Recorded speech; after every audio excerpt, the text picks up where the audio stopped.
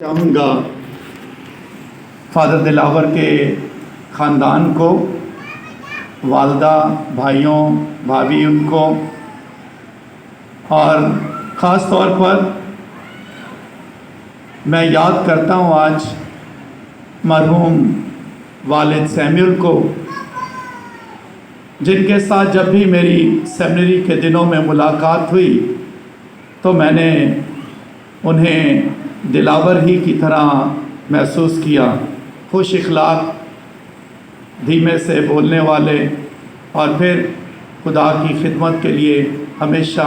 ان کے پاس بڑا ایمان تھا۔ آج یہ انہی کے ایمان اور خاندان کی ساری تربیت کی وجہ سے آج دلاور کاہن ہیں، اور ہم اس ماحول کے لیے جو انہوں نے اپنے خاندان میں دلاور کو اور دوسرے بچوں کو دیا، والدین کا شکریہ ادا کرتے ہیں اور ان کے لیے خداوند کی برکت چاہتے ہیں۔ ہمارے لیے بڑی خوشی کی بات ہے کہ پچھلے سال ہم نے فادر راشد کی آرڈینیشن کی خوشیاں منائیں۔ یہاں اس کی جو ہے وہ پہلی شکر گزاری کی عبادت میں ہم نے خدا کا شکر کیا، اور آج ایک سال تھوڑے وقت کے اس سے تھوڑا سا وقت زیادہ اب ہمارے پاس دلاور اور برناباس دو نئے فادر گڈ شیپرڈ پیرش سے ہیں۔ شاباش گڈ شیپرڈ پیرش۔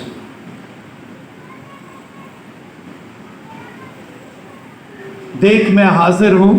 مجھے بھیج۔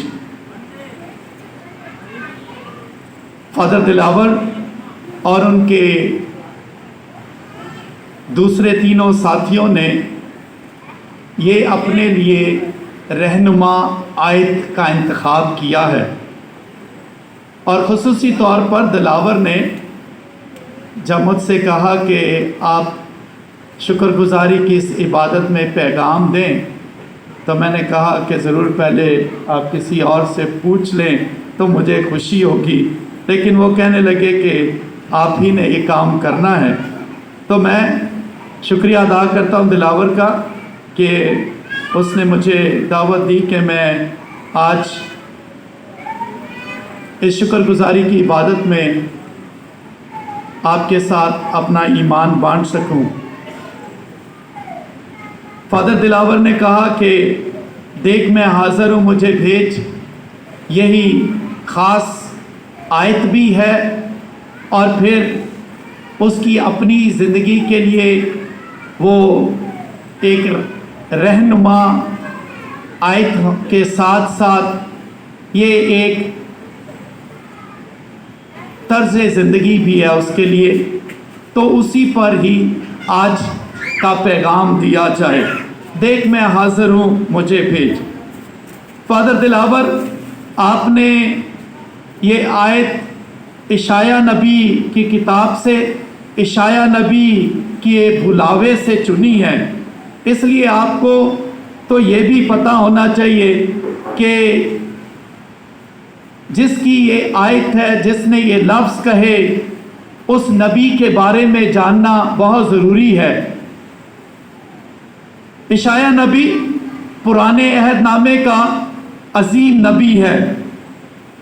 50 سے زائد مرتبہ اس کی کتاب کے حوالے نئے عہد نامے میں استعمال کیے گئے ہیں۔ اس کا پیغام کیا تھا وہ بھی آپ کو پتہ ہونا چاہیے، کیونکہ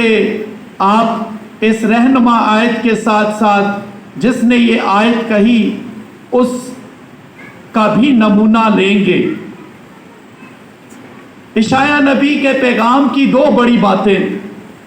آخرت اور عدالت، اور اس کے ساتھ ساتھ امید اور تسلی، تو یہی اس کا پیغام، عدالت اور آخرت، اور اس کے بعد امید۔ اور یہ پیغام اس نے ایسے بہت سادہ، آسان، یا جسے کہتے ہیں نرم لب و لہجے سے بیان نہیں کیے، اس کا پیغام بہت پاورفل جسے کہتے ہیں، بہت زور سے، طاقت سے، اپنی ساری طاقت استعمال کر کے عیسیٰ نبی نے یہ پیغام دیا، تسلسل کے ساتھ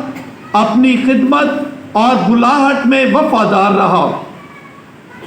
اس کا مشن بہت مشکل مشن تھا، اس کے باوجود بھی وہ اپنی خدمت اور بلاہٹ میں وفادار رہا۔ اس لیے اس آیت کے ساتھ ہی آپ نے یہ بات سیکھ لینی ہے کہ کہانت کی زندگی یہ صلیبی زندگی ہے، یہ دوسروں کو صلیب دینے کی نہیں بلکہ خود صلیب پر جان دینے کی زندگی ہے، اور یہ جان دینے تک وفاداری کا بلاوا، بلاہٹ اور زندگی ہے۔ عیسیٰ نبی کے سننے والوں کی طرف سے اسے مثبت جواب نہیں ملا، اس کے کلام کو قبول نہیں کیا گیا، لیکن اس کے باوجود بھی وہ کلام سناتا رہا، کیونکہ خداوند نے اس سے کہا تھا کہ ضرور کچھ لوگ یہ کلام ضرور سنیں گے۔ یہ عیسیٰ نبی کی چند ایک باتیں، عیسیٰ نبی کی زندگی سے، اس کے بلاوے، بلاہٹ اور اس کے مشن سے آپ کیا سیکھیں گے؟ کیونکہ جو رہنما آیت آپ نے چنی ہے اس کا تقاضا یہی ہے کہ عیسیٰ نبی کی زندگی سے آپ کچھ سبق لے لیں۔ پہلی بات، گناہ کے خلاف جنگ کرنے اور لوگوں کی تسلی بننے کے لیے آپ کو خدا کی مدد کی ضرورت ہے۔ یہ پہلی بات عیسیٰ نبی کی زندگی اور اس کے بلاہٹ، اس کی بلاہٹ سے، کہ گناہ کے خلاف جنگ کرنے اور اپنے لوگوں کے لیے خوشی اور تسلی بننے کے لیے آپ کو خدا کی مدد کی ضرورت ہے۔ یہ یاد رکھیے گا کہ صرف مشکل حالات یا گناہ، شیطان اور آزمائشوں سے لڑنے کے لیے ہی خدا کی مدد نہیں چاہیے،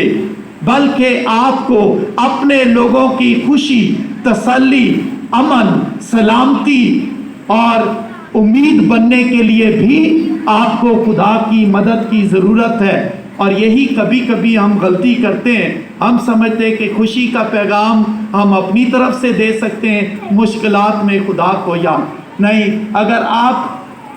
خوشی کے وقت تسلی کے لیے، امید کے لیے، حوصلہ افزائی کے لیے، اپنے لوگوں کی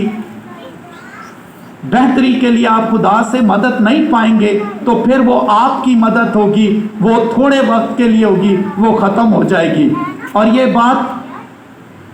بڑی واضح ہے کہ وہ کاہن جو خدا سے خوشی کے لیے بھی مدد چاہتے ہیں، تسلی کے لیے بھی، امید کے لیے بھی، ان کے لوگوں کی امید کبھی جاتی نہیں رہتی۔ معافی کا تجربہ اس کے بلاوے سے، معافی کا تجربہ آپ اسی وقت کر سکیں گے جب آپ میں معاف کرنے کی خواہش ہوگی۔